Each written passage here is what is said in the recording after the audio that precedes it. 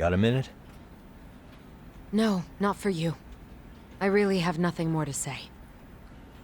What if I told you it's looking more and more likely Ihara-san had a hand in Mikoshiba's death? Well, it doesn't concern me. Ihara-san believes Mikoshiba tormented Toshiro-kun so badly that he took his own life. But neither the third-party investigation nor the courts were on his side. So what's the truth here? You know, don't you? What really happened between Mikoshiba and Toshiro-kun? Why won't you tell me the truth? Why do you keep asking? I said I don't know! I'm going to the detention center tomorrow to get some answers out of Ihara-san. What? I saw where Mikoshiba was murdered. He endured no shortage of cruelty before he died. They tortured him, you know. They broke all his fingers before they slit his throat. No.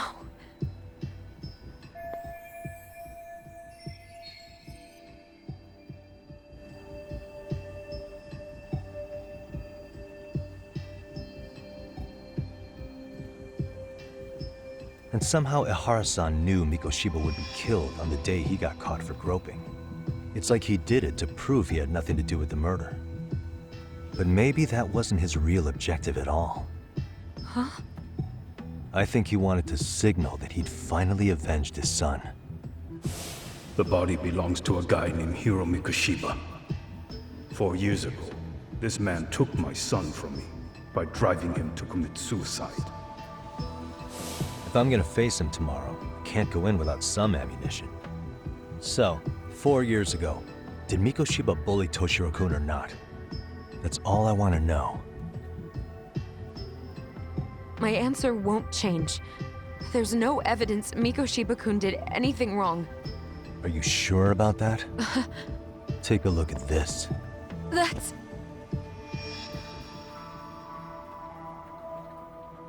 Toshiro Ihara, your student. Imagine that he's listening to what you're saying now. If you can look at him and say Mikoshiba played no part in his death, I'll leave you alone. In fact, you'll never hear a word from me again. So which is it?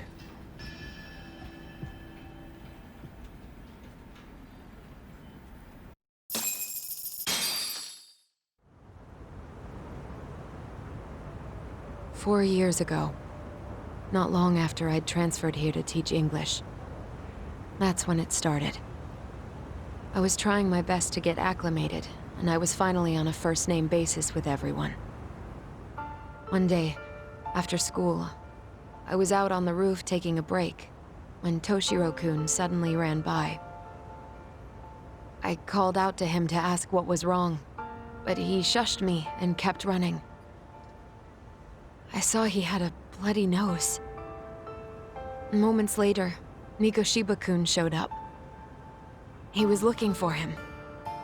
I told him I hadn't seen him. Toshiro-kun's face told me everything I needed to know. So Mikoshiba was bullying him after all. Yes. Toshiro-kun told me this later on. Whenever he'd leave school with Mikoshiba-kun and his friends, they'd force him to hand over money. At first, they'd try to pass it off as a joke. They said since he lowered the class average on tests, he ought to buy them all drinks as an apology. And Mikoshiba-kun, he was having too much fun with it to stop. He started offering tutoring sessions to Toshiro-kun. Only so he and his crew could extract their tuition from him.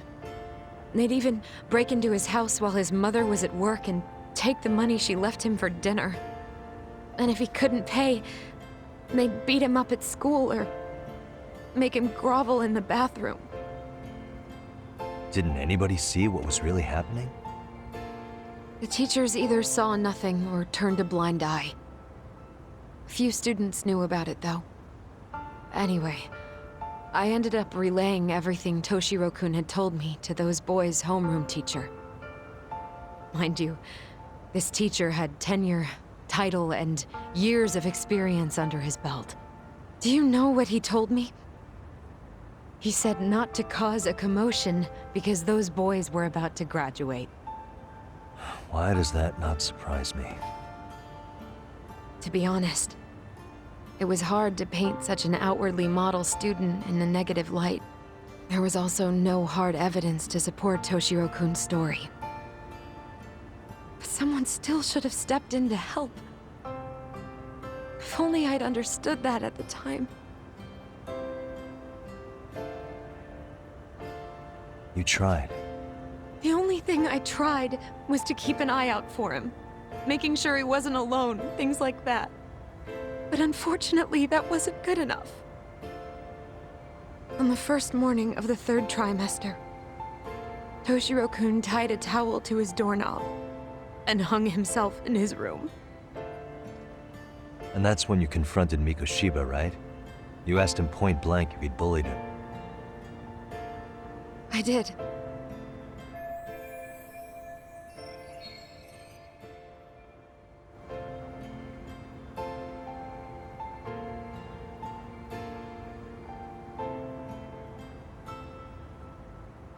Mikoshiba-kun pretended to know nothing. He was more careful, shaken even, from then on. In all honesty, when I heard a third-party committee was investigating, I was hoping the truth would come out. Students were asked to fill out an anonymous questionnaire, and many of them wrote down exactly what they saw. Hold on. Didn't the court end up declaring there was no substantial evidence of bullying? How could they have said that with those questionnaires on hand? First of all, the committee never interviewed anyone directly. Those questionnaires were the only proof of anything. And the teacher of those boys was the one who collected them. Each time he came across any mention of bullying, he'd toss that questionnaire out. Also, he wouldn't get blamed in the end for ignoring the warning signs. So then the committee was pointless. A few students did speak up about the bullying online, but their posts weren't much to go on. Toshiro-kun's parents were completely caught off guard. His mother worked through the day, and his father lived all the way in Tokyo. That made it that much easier for the teacher to cover up all the evidence of bullying. He made that statement without even consulting the principal or the chairman. So, right before Mikoshiba-kun graduated, the committee presented their findings. That there was no evidence of bullying. The conclusion you've heard over and over. What the hell? In Japan, 300 children commit suicide every year, across all grades.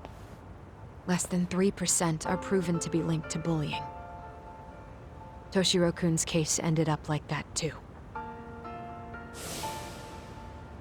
But Ehara-san wasn't satisfied with those findings. So he sued Seiryo High, demanding compensation for Toshiro-kun's death. As the trial dragged on, I was eventually called to the witness stand. Of course, my intention was to let everything I knew out into the open. But before that could happen, that damn teacher came with the school's attorney to see how I would testify. They didn't want you making them look bad, huh? Of course not. That's when I first learned what he did with those incriminating questionnaires. They had no choice but to reveal everything to me, to try and sway me to their side. I guess they were just that desperate. After all, I was the only adult who Toshiro-kun confided in. I don't think he'd spoken to his parents about it once. So yes, that's why there was never any objective evidence of bullying. It wasn't like I had a mind to record our conversations. And I hadn't personally witnessed it either. The school attorney saw fit to remind me that the law says innocent until proven guilty. And if I couldn't produce tangible evidence, then I shouldn't be accusing Mikoshiba-kun. So it was witness tampering.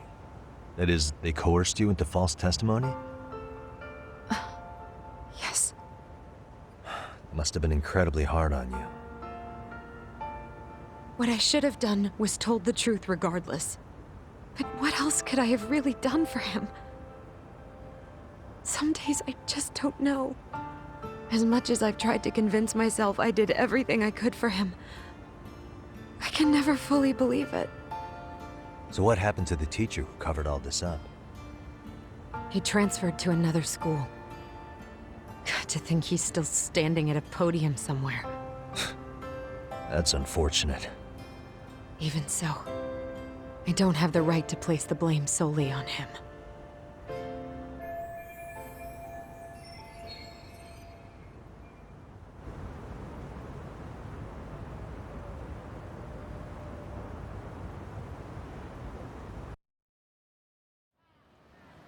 Maybe, but in that case, Mikoshiba's bullying of Toshiro, or those questionnaires getting discarded.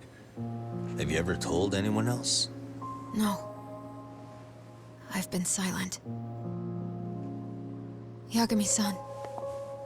You know what? Back when I was a student in high school, I witnessed bullying firsthand. There was this kid. My classmates pushed him too far.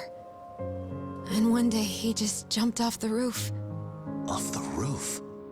By some miracle, he survived the fall. And he's been in a coma for the last 13 years.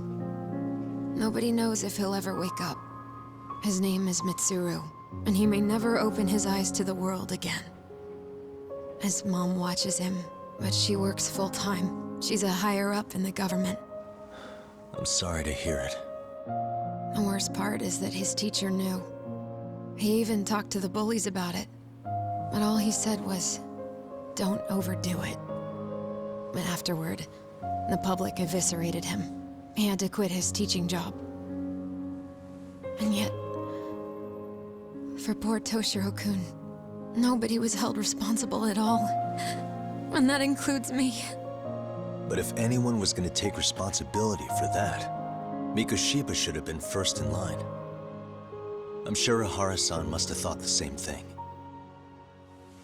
You know what I wanted to be as a kid?